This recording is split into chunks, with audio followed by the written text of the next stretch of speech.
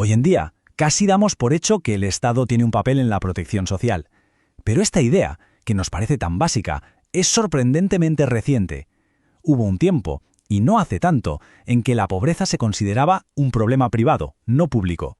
Durante siglos, pero siglos, ayudar a quien lo necesitaba era un asunto de caridad religiosa, de iniciativa privada. La intervención del Estado era mínima o directamente no existía. La pobreza se veía como algo natural, casi una parte inevitable de la vida. Esa es la gran pregunta que vamos a explorar. Nos vamos a meter de lleno en el siglo XIX, para entender la tremenda transformación que puso los cimientos de los servicios sociales modernos. Y todo empieza con dos revoluciones que lo pusieron todo patas arriba. Este cambio no fue cosa de un solo día, ni mucho menos. Fue el resultado de dos fuerzas monumentales que chocaron, una económica y otra ideológica. Y juntas crearon una realidad social completamente nueva y con ella una crisis que no se había visto antes. Primero, la revolución industrial, que, no solo cambió la forma de producir, sino la forma de vivir. La gente se mudó en masa del campo a la ciudad, del taller del artesano a la fábrica. Y esto tuvo una consecuencia inesperada, la pobreza, que antes estaba dispersa y casi oculta en el mundo rural, ahora se concentraba a lo bestia en los suburbios de las ciudades. Y es aquí donde cambia la percepción del problema. Nace una nueva clase social, el proletariado, que vive en condiciones de hacinamiento e insalubridad. De repente, la miseria ya no es un hecho aislado y lejano. Es una masa concentrada, visible y, para la nueva burguesía en el poder, una auténtica bomba de relojería para el orden social. Y mientras las fábricas echaban humo sin parar, otra revolución estaba en marcha, una en las ideas, la revolución democrática. Las dos se alimentaron la una a la otra, creando el caldo de cultivo perfecto para un cambio radical. Porque no solo cambió la economía, cambió la forma de pensar. La gente pasó de verse como súbditos pasivos de un rey a ciudadanos con derechos y poder. Este cambio de mentalidad fue tan crucial como lo fue el motor de vapor. Antes de estas revoluciones, lo que predominaba era lo que podemos llamar la mentalidad de súbdito.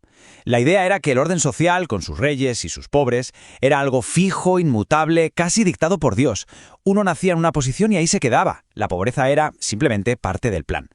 Pero los principios de libertad, igualdad y fraternidad trajeron una idea radical, la mentalidad de ciudadano. La sociedad ya no es algo impuesto, sino una construcción humana, el resultado de decisiones colectivas. Así que el punto clave es este. Si la sociedad es algo que hacemos entre todos, sus problemas, como la pobreza, no son un designio divino, sino un fallo colectivo que se puede y se debe corregir. Y esta cita lo ilustra de forma brillante. De repente, la pobreza deja de ser una cuestión moral o religiosa para convertirse en un problema político.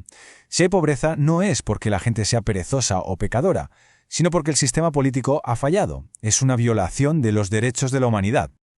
Ahora bien, mientras esta marea de cambio barría Europa, un país seguía un ritmo diferente. Vamos a centrarnos en el caso de España, donde la transición de la caridad al Estado social se encontró con unos obstáculos muy particulares. Es la pregunta lógica, ¿no? Si la revolución industrial y la democrática fueron los motores, ¿por qué no tuvieron el mismo efecto inmediato en España? La respuesta está en una combinación de factores única. Las claves se pueden resumir en tres factores que están conectados. Por un lado, el enorme peso de la Iglesia, que alargó el modelo de caridad. A esto se le suma el atraso económico. España seguía siendo un país fundamentalmente agrario y, como consecuencia, el movimiento obrero tardó mucho más en organizarse y en presionar al Estado. Fijaos en estos datos, son demoledores. En el año 1900, cuando la industrialización ya estaba más que consolidada en otros países, el 70% de la población activa en España trabajaba en la agricultura. El 70%. El gran problema social no eran los obreros de las fábricas, sino los jornaleros del campo. La realidad era completamente distinta.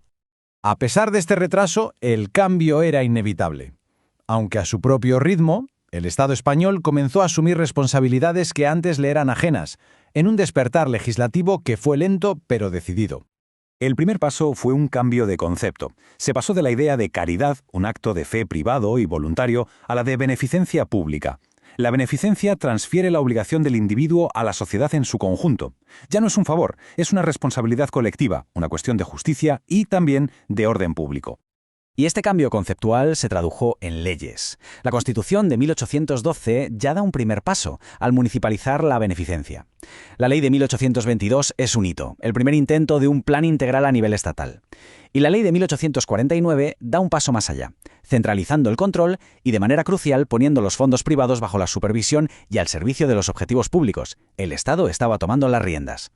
El proceso culmina a finales de siglo con un verdadero punto de inflexión. El Estado pasa de simplemente gestionar la beneficencia a investigar la raíz de los problemas sociales para poder legislar sobre ellos. Pasa de ser reactivo a ser proactivo. El momento clave es la creación por Real Decreto de la Comisión de Reformas Sociales en 1883. Su objetivo era estudiar las cuestiones que directamente interesan a la mayoría y bienestar de las clases obreras.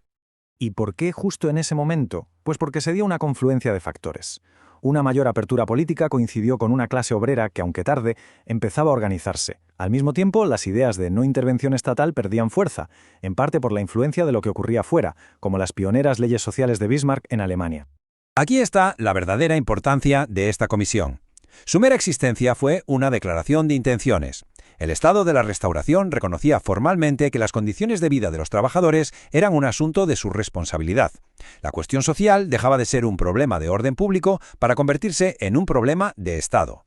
Y esto nos lleva a la reflexión final. Este largo viaje a través del siglo XIX, desde la sopa boba de los conventos hasta una comisión estatal que estudia las condiciones laborales, marca un cambio de paradigma total. Podemos verlo como el lento y complejo nacimiento de una idea que hoy define nuestras sociedades, la idea del estado del bienestar.